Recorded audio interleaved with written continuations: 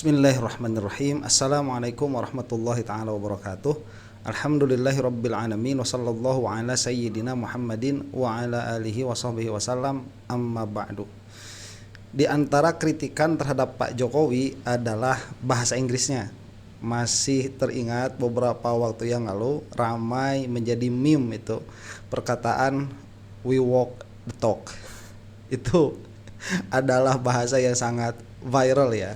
Tapi saya sudah membahas beberapa bahasa Inggrisnya Pak Jokowi, bahkan Gibran sekalipun, yang mana saya mengatakan bahasa Inggris mereka cukup decent ya, cukup baik, cukup bagus. Kalau Gibran ya untuk sekelas anak SMA setara lah ya.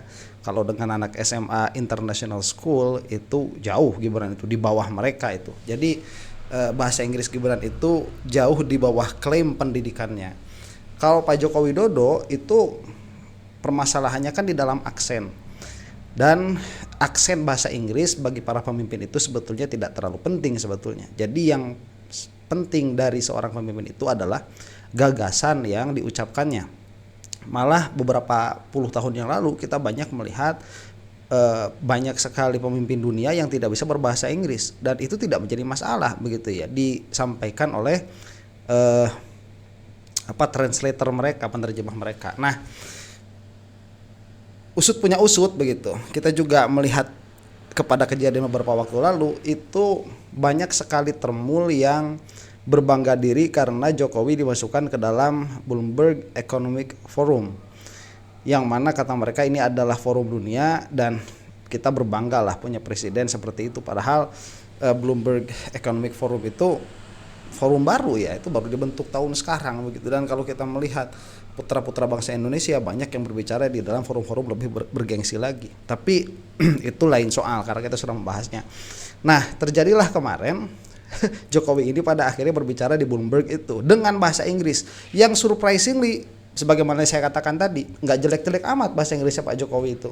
Jadi kalau misalkan Anda mau mengkritik Pak Jokowi dengan bahasa Inggrisnya, saya rasa begitu ya, sebagai seorang pemimpin negara yang berumur 60 tahun, agak old school begitu, ini tidak menjadi masalah bahasa Inggrisnya dari segi aksen.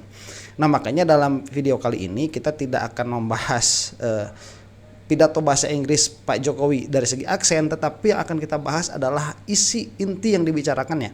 Apakah yang dibicarakan oleh Jokowi ini adalah leaders material atau bukan begitu? Apakah ini materinya seorang pemimpin atau bukan? Karena di dalam beberapa permasalahan saya lihat ini sama saja omongannya sama Gibran begitu, sama ini apa ya?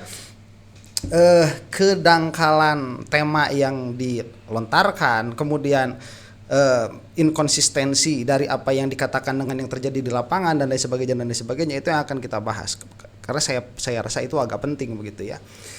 Nah, tetapi karena ini pidatonya di dalam bahasa Inggris, I think it only will be fair if I comment it in English, I think. So if I make a commentary in Indonesia, I think it's not gonna be as fair as I speak it in English.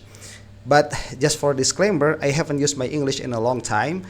So if you want to critique my English, feel welcome to do it in the commentary section, because I haven't used it in a long time. And I will provide my English with subtitles, so you guys that don't speak English could understand a little bit what I'm talking about here. Okay, so let's just start with our seventh President of Indonesia, Mr. Joko Widodo. Please give applause. Okay. Kita saksikan ya. Thank you, John. Okay. You're welcome. Your Excellency, distinguished guests, ladies and gentlemen. It is a great honor for me to speak before you today. Okay. When I look back at Indonesia's journey over the past decade, I see one clear lesson. Change is never easy, but change is necessary. Okay, talking about change, we will make a video about how big the chances are for Jokowi's education certificate in UGM, that is it valid or not as a chance, because there's so many problems. So talking about chances, Jokowi knows very well that chances are not coming very easy. So some chances have to be fabricated, I think. When I first became president, I had a simple question. How can we build a strong economy for 280 million people? Okay. We knew there were no shortcuts. That is why we focus on the basics, building roads, seaport, airport, power plant, and digital networks. Okay. Because without strong infrastructure, an economy cannot grow. Okay, so this is the problem, because in Jokowi's thinking, he said that without strong infrastructure, the economy cannot grow well, cannot grow big, cannot make a leap. That's what he said. But you know that many of Jokowi's plan, in terms of economic plans, is not going very well. It is not going very well. And we can see it in many infrastructures that he built are not effective. Toll roads are empty, as well as airports are not in full capacity, and so on and so on. And we see also in Indonesia the grassroots of economic that we call UMKM is not going very well also. Like products coming from China without clear regulation that is killing the locals, killing local economy, and etc., etc. So we see today, and we feel today, that small economy in Jokowi's time as president is not going very well. And so many infrastructures that he built are not in full capacity. That's what I think is a problem in Jokowi's thinking about growing the economy. And Indonesia has also made a great progress in digital infrastructure. Okay. Building data centers, launching new satellites, expanding digital network, and improving connectivity across the nation. We introduced regulations that encourage local businesses and startups to grow. No. Encourage local businesses, no. We're dying. Local business in Indonesia is dying because of the regulation made by Jokowi's era. That's what we feel. Just walk around the street and see by yourself. Is it growing, the local economy, or is it dying? What we see, we are dying. So what he said is not linear with what's happening in real life. And today, we have strong reason why building infrastructure and introducing regulation are very important before moving into the intelligent economy. Okay. First, it is because infrastructure provides the foundation for connectivity, data flow, and technological integration. It is the best backbone that makes the intelligent economy run. And second, with the right... Wait, Mr. Jokowi.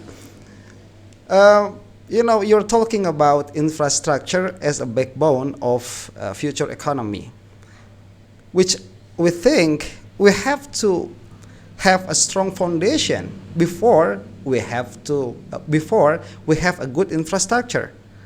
You have infrastructure, but you have no economy. What's the infrastructure for? The toll roads, what is it for if we don't have products or goods to be transported to? We have many airports, big airports. What for if we don't have goods to be exported to. So this is where you get wrong. You're building infrastructure without you're building a good basic economy, like farms, like textile. I don't know. I haven't used my English in a very long time, so pardon my English, okay? So this is where Mr. Jokowi get it wrong. The infrastructure is being built. In the other hand, he's not building the root economy in Indonesia's people. So I think it's absurd. With regulations, this ecosystem can grow stronger and faster, allowing innovation, technology, and entrepreneurship to thrive together. This is how new opportunities were born. Wait, entrepreneurship in terms of local people is not encouraged by infrastructure. It is encouraged by government's law. So that's what we need. We need political will to make locals easier to build strong economy. And Jokowi didn't do anything about it. Indonesian startups like Gojek, Tokopedia, HelloDoc, Traveloka grow because the ecosystem support them to grow. Okay. Chris Indonesia. Really? Really? Just ask ojols in Indonesia. Like, are they growing because of infrastructure that built by Jokowi or not? I think it's it's nonsense. It's nonsense. Why? Because the infrastructure is not supporting them. The people are supporting them. I don't know where he get the idea to talk like that. Makes digital payment easy and universal. Today, a street vendor in small village uses the same system as a big company does in Jakarta. And Wait, and you call it like it's a step forward for local economic or street vendors? By using Chris for example? No. We're dying. The economy is dying. You can pay by Chris, but you have no customers. You have no one to buy from your store, from your business. And that's the concern. That's the government concern, not how you pay, but are there enough people to pay? Are there enough people that have money to spend money on your business?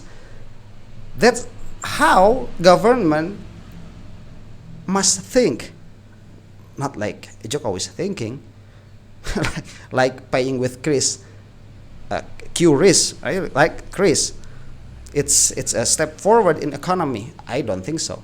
this Indonesia is also learning how to make better use data, technology, and resources through downstream initiative and the EV battery sector. Okay, downstream initiative, that's Gibran's main theme hilirisasi. This is a step in the direction of an intelligent economy. On the other hand, we ensure that our young people and our SMEs are trained with the digital and data skill to thrive. And we also ensure that this growth is sustainable for our people and our planet. One more thing, Indonesia is a part of the global supply chains for electric vehicle batteries. Okay, vehicle, it's not a big deal. Vehicle. For us, this is not only about economics. It's about building strong foundation for the future. Okay, This so thought this where he gets wrong many times. Where you get strong economic foundation by building infrastructure. It's not. Build the people. Protect local economy. That's what governments have to do. You know, protecting local economy. story show one important thing. When the government builds the right foundations, innovation will follow. With all these efforts together, they form the ecosystem and foundation of Indonesia's new economy. And with this strong base, we are ready for the next stage, the intelligent economy. The intelligent economy is based on how well we use data and information, because data and information is not just power, it is capital. Okay, our data are not being protected very well. That's what we feel as Indonesians. So you are collecting data, but you're not protecting it. Are you talking about how to protect the data as well? No. And in Jokowi's era, it's very bad protecting the data. You know, data are being sold, and we often have called from people that we don't know. Where did they get our phone numbers? Where did they get our data? That's from some people that collecting our data, and there's no protection about it. So is he talking about how to protect the data? If, as he said, that the data are not only data, it's a capital, so it has to be protected.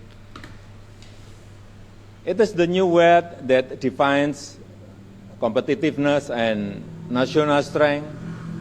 We know this is a process to collect, to analyze, and to apprise data and information to make the best decision and also to make a good policy. And for young generation, it is our responsibility to ensure they must understand AI. And Okay. they study AI because the future is there. Okay, so he's talking about AI again, like his son, Gibran. We have to know about AI. We have to take control AI. We have to learn AI. See, like this is what I'm talking about. It's not a leader material. It's like a high school student when he's making a presentation about how to learn AI or how important AI in the future, or so on or so on. It's not a leader material. It's a high school student material, and it's getting embarrassing if you see the whole forum of this forum, that we will see many leaders speaks, with a better theme, with a better speak, with a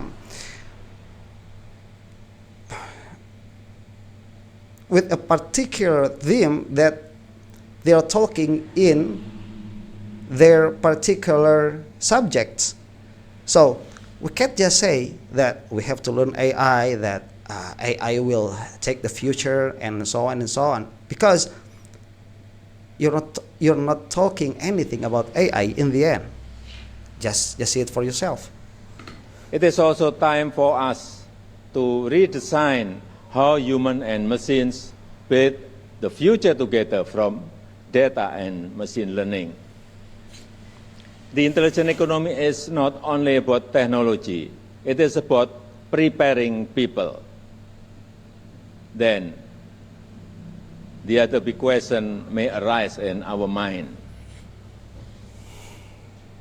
Will job opportunities disappear in the era of intelligent economy? No. Okay. The answer is no. I really disagree that job opportunities will disappear. In fact, I believe that there will be more jobs and more opportunities to come if we make sure our people are ready for them. So this is where he gets wrong. Today we feel that AI has taken so many jobs. It's today, not the future. So Jokowi comes up with an idea that there will be jobs coming, flowing, if we are mastering AI. So this is where he don't get it, that artificial technology or artificial intelligence is not going to be mastered by everyone. No, it's limited. Is he saying that we all have to be programmers? That we all have to be, making programs? No. Leaders has to talk by the leader's point of view. What I'm saying here is,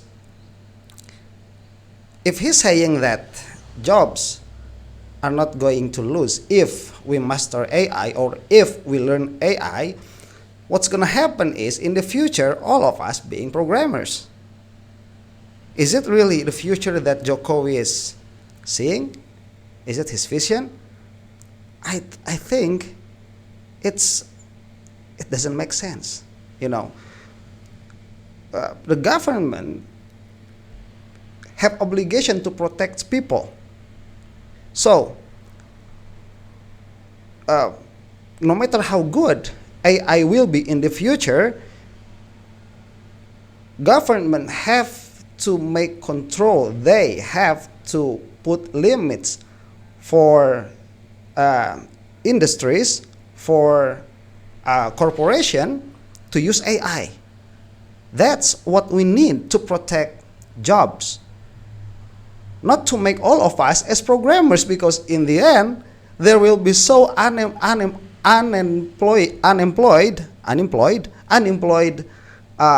programmers in the end. So I think what he's seeing here is not, it doesn't make sense, I think, in my opinion. We must ensure that they know and they study AI, coding, algorithm, and also about machine learning. See? This is something fundamental. Okay. We must introduce, we must prepare, we must train them to get good digital literacy and skills. Okay, so all of us will be programmers? It doesn't make sense. That is why this is not only Indonesia's story, it is also the story of Southeast Asia. Okay, I'm gonna cut it here. Okay, the speak, because you see it for yourself, right? I think it's not leaders' materials. I think it's high school presentations. So see it for yourself. Ya, saya pikir bahasa Inggrisnya Pak Jokowi itu tidak buruk-buruk amat begitu. Kalau masalah aksen, ya semua pemimpin itu memiliki aksennya masing-masing. Kita lebih concern terhadap apa yang dibicarakan. Dan sekali lagi, saya sudah lama tidak memakai bahasa Inggris saya, jadi feel free kalau Anda mau mengkritik di bawah itu ya. Demikian. Mudah-mudahan ini memberikan gambaran. Jadi yang bukan masalah memang ya jangan dijadikan permasalahan begitu. Bahasa Inggris Pak Jokowi tidak bermasalah. Gibran itu agak sedikit bermasalah bahasa Inggrisnya karena tidak sesuai dengan klaim yang dia ucapkan. Cuman ya lebih banyak dalam pengertian bahwa masalah Jokowi itu jauh lebih besar dan lebih banyak daripada sekedar bahasa Inggris begitu. Dan Gibran pun demikian, yang lebih substansial dan lebih urgent untuk dibahas. Demikian sedikit banyak, mudah-mudahan Allah Subhanahu wa taala senantiasa memberikan maghfirah kepada kita semua. Wallahu taala a'lam bissawab. Assalamualaikum warahmatullahi taala wabarakatuh.